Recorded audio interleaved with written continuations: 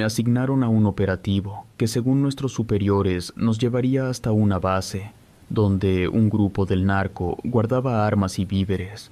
La información era poca, pero decían que había movimiento constante entre los árboles, y señalaban esta parte de la sierra como una ruta usada para vigilar caminos de terracería que conectaban con otras zonas. No esperaba nada distinto a lo que ya había visto en otros operativos, solo una caminata larga, un avance lento entre terreno irregular, y la revisión de varias cuevas o chozas improvisadas, donde normalmente encontrábamos mochilas, radios y algunos restos de campamentos recientes. Me mantuve atento mientras subíamos por la vereda, porque el sargento insistía en que había actividad cerca y debíamos evitar cualquier descuido. Nos movimos en fila, cada quien con el arma lista y revisando el entorno conforme avanzábamos. El terreno tenía mucha vegetación, y eso dificultaba ver más allá de unos metros, así que el sargento pidió que redujéramos la distancia entre nosotros. Él iba al frente con otro compañero y yo ocupaba el tercer lugar, junto a un cabo que no dejaba de mirar hacia arriba, por si alguien intentaba sorprendernos desde alguna rama. Seguimos avanzando hasta que noté una línea tenue de humo que subía entre las copas de los árboles. No formaba una columna grande, más bien parecía una fogata que estaba por apagarse. El sargento la vio también, levantó la mano para indicar que nos detuviéramos y luego señaló hacia el humo para que nos preparáramos a rodear el área. Caminamos hacia esa dirección mientras revisábamos el piso y los troncos cercanos. Cada paso levantaba hojas secas y piedras sueltas. No escuchábamos voces ni movimientos, lo que me pareció extraño. Si de verdad se trataba de un campamento del narco, por lo general esos grupos dejaban vigías, perros o algo que indicara presencia humana, pero aquí no había nada, solo el crujido de las ramas bajo nuestras botas, pero aún así seguí las órdenes. Cuando llegamos al origen del humo, vimos 3 chozas hechas con madera vieja y amarradas con cuerdas. Una fogata ardía débilmente en medio del espacio. No había mochilas, armas o contenedores que indicaran actividad criminal reciente. El sargento hizo una señal para que revisáramos el lugar. Me acerqué a la primera choza y noté que en la entrada colgaban varias bolsas pequeñas hechas de tela. No tenían adornos. Solo estaban amarradas con un nudo simple. Al mover una de ellas, escuché el golpeteo de algo duro dentro, y eso me alertó. No quise abrirla, porque no sabíamos si contenía algo peligroso, así que solo la dejé como estaba y seguí avanzando. Dentro de la choza había una mesa formada por 2 tablas, clavadas sobre troncos cortos. Encima de esas tablas había varios cráneos acomodados en fila. Eran cráneos humanos. Me agaché para revisarlos sin tocarlos y confirmé que eran reales. No parecían piezas de museo ni imitaciones, eran restos recientes. En el suelo había huesos largos, posiblemente de brazos o piernas, mezclados con otros más pequeños. Parecían haber sido limpiados o hervidos, aunque no encontré ningún contenedor que explicara su estado.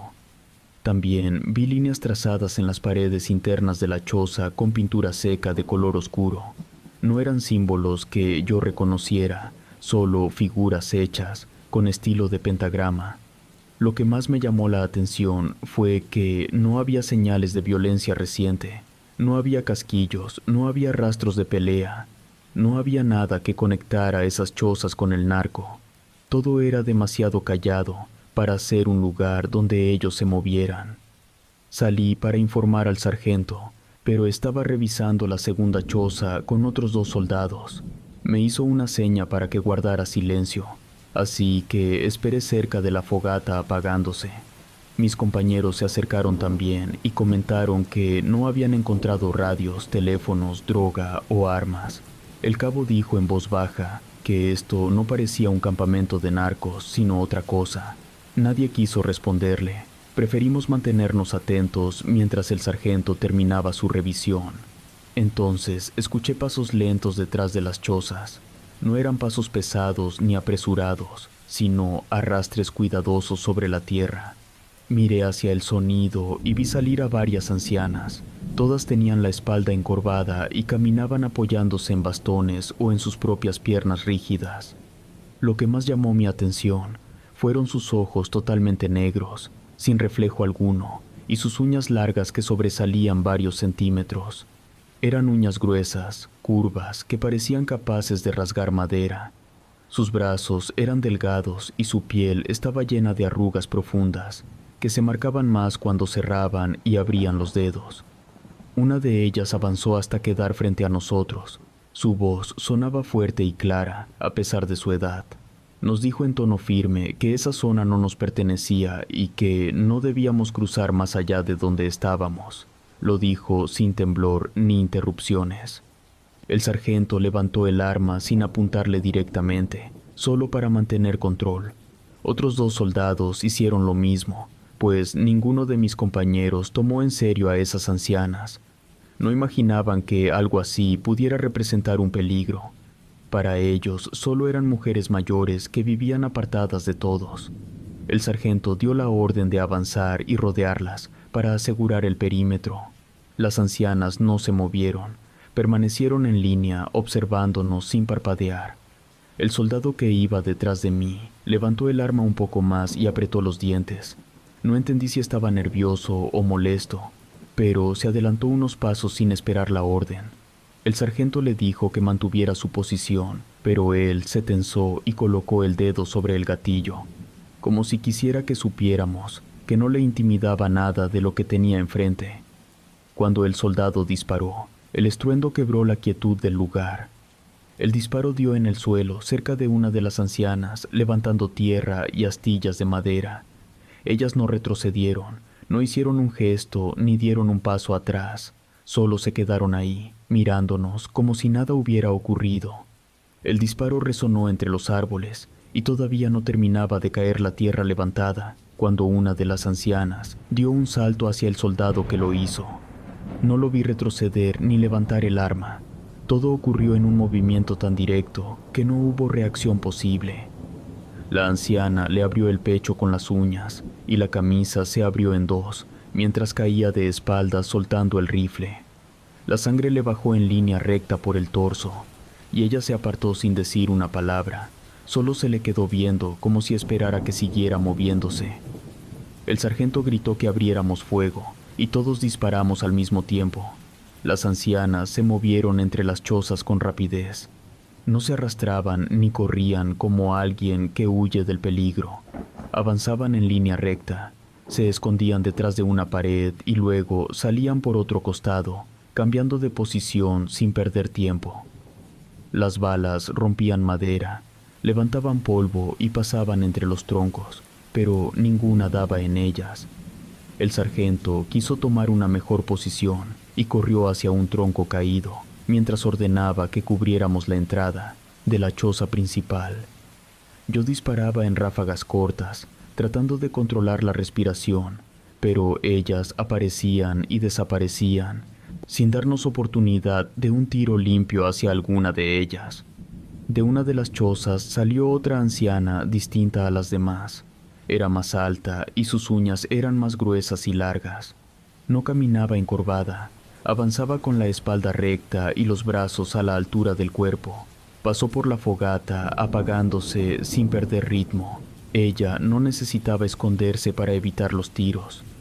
Se dirigió hacia nosotros, sin alterar la expresión del rostro.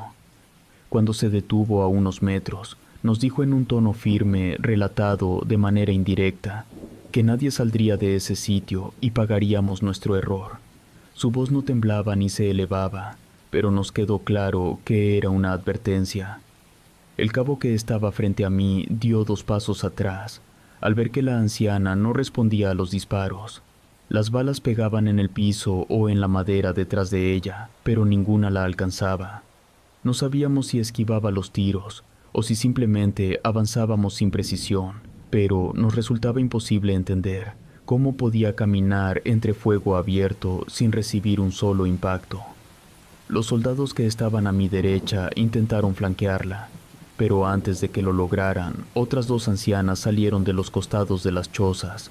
No gritaron ni hicieron ruido. Atacaron directamente. Una de ellas se lanzó sobre un compañero que estaba apuntando hacia la anciana alta. Le desgarró la espalda con un movimiento rápido. Vi cómo su chaleco se abrió en una línea larga y la tela cayó hacia los lados, mientras perdía fuerza en las rodillas, pues no alcanzó a reaccionar. Quiso girar para dispararle, pero cayó boca abajo y la tierra se llenó con su sangre. La anciana lo empujó con el pie y regresó hacia las chozas sin mirar atrás.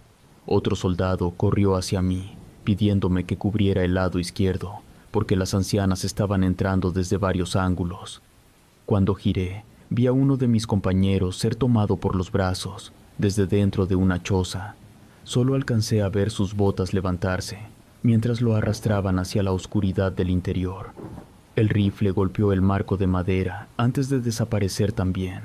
Quise correr hacia él, pero otra anciana salió por el lado contrario y tuve que retroceder para no quedar atrapado entre ellas. El sargento gritó mi nombre y me ordenó buscar cobertura. Corrí hacia una roca grande cerca de la orilla del campamento. Me tiré detrás de ella y disparé sin control en dirección a las chozas. Las balas rebotaron en la madera, pero nada más. No podía distinguir si las ancianas seguían moviéndose o si estaban esperando a que saliera de mi posición. Escuchaba los disparos de mis compañeros, intercalados con gritos cortos que se detenían de repente. Eso me indicaba que el equipo estaba cayendo más rápido de lo que podíamos reaccionar. Me atreví a asomarme solo un segundo. Vi a 2 soldados derribados cerca de la fogata. Uno sangraba del cuello y el otro estaba inmóvil con el chaleco roto. El cabo trataba de mantener una línea de fuego junto al sargento, pero cada vez que intentaban retroceder, una anciana salía de la oscuridad y les obligaba a cambiar de dirección. Las chozas se habían convertido en un laberinto, donde ellas se movían sin esfuerzo. No necesitaban coordinarse entre sí. Actuaban como si todas supieran exactamente desde dónde atacar. Una anciana salió por detrás de un árbol y corrió hacia el sargento. Él disparó varias veces, pero ninguna bala la detuvo. Ella lo golpeó en el pecho con ambas manos y lo lanzó contra la pared de una choza. Su espalda golpeó con fuerza y cayó de rodillas. Quiso levantarse, pero la anciana lo sujetó del rostro con una sola mano y lo arrastró hacia la entrada de la choza principal. No escuché un grito ni un disparo, solo vi cómo su cuerpo desaparecía en la oscuridad. La línea se quebró por completo. El cabo gritó que nos replegáramos, aunque ya casi no quedaba nadie a quien ordenar. Un soldado trató de correr hacia la vereda por donde habíamos llegado, pero 2 ancianas lo alcanzaron. Una lo tomó por el brazo y la otra le clavó las uñas en el costado. Cayó hacia adelante, mientras ellas lo arrastraban hacia un claro. No pude hacer nada más que disparar hacia donde estaban, pero mis tiros solo golpearon los troncos alrededor. Vi a otro compañero correr hacia la roca donde yo estaba, pero tropezó y cayó antes de llegar. Una anciana se abalanzó sobre él y lo detuvo con un golpe seco, y su cuerpo quedó inmóvil. Sentí como mi respiración se aceleraba, mientras miraba el caos que se formaba alrededor. No quedaba formación, no quedaba estrategia ni línea defensiva. Éramos piezas sueltas tratando de sobrevivir, sin entender qué enfrentábamos. El cabo, viendo que yo seguía con vida, corrió hacia un claro para intentar atraer a las ancianas lejos de mi posición. Levantó el arma y disparó mientras avanzaba entre los árboles. Yo quise seguirlo, pero una sombra cayó desde arriba. Una anciana descendió sobre él, con un salto directo y lo empujó contra el suelo, con una fuerza que no había visto antes. Se sentó sobre su espalda, le tomó la cabeza y lo inmovilizó, mientras intentaba levantarse sin éxito. Cuando vi al cabo tirado bajo el peso de esa anciana, entendí que no tenía forma de ayudarlo. Ya no quedaba nadie más de mi equipo, ni un solo compañero que pudiera cubrirme, mientras intentaba sacarlo de ahí.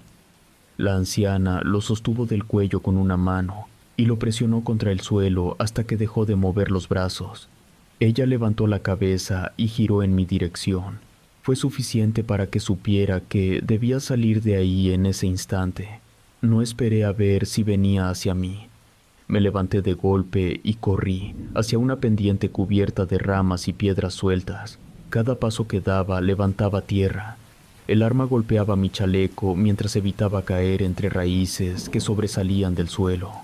Detrás de mí escuché los pasos de las ancianas. No eran pasos pesados, sonaban como arrastres firmes que iban aumentando de velocidad. No quise voltear, pues mi único objetivo era ganar distancia antes de que se acercaran lo suficiente como para alcanzarme.